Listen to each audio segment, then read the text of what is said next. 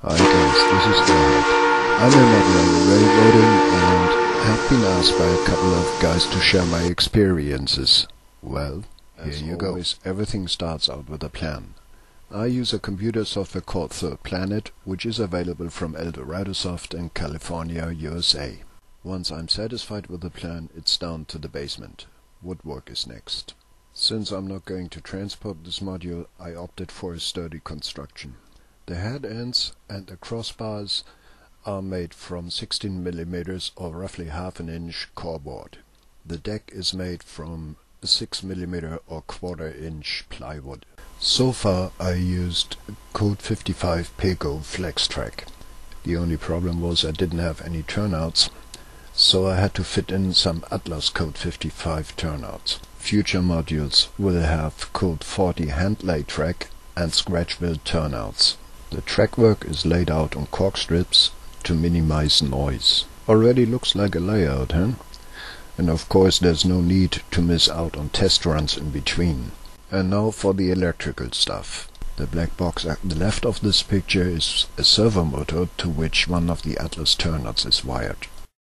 The black chunky cable is actually a harness that would later be wired to the power pack and DCC controls.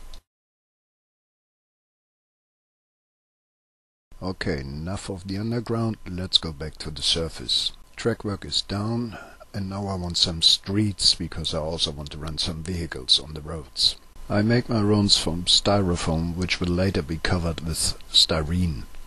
A normal 2-lane road in N-scale comes out to roughly 40 mm or 1.5 inch. I was a bit generous here and also left some space for walkways. I also have a grey crossing on this layout, which I like to use as a re-railer, so I have to use a little bit of more attention to this point of track work. I cut out the cork road bed to fit the styrofoam snugly against the ties.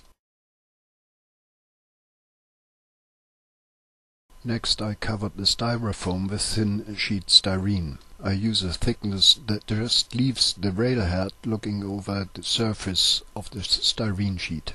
Another strip of styrene is glued in between the rails. It should leave just enough space for the flangeways.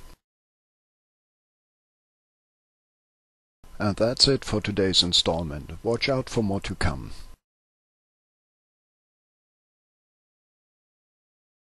Oh no, I got one more for you.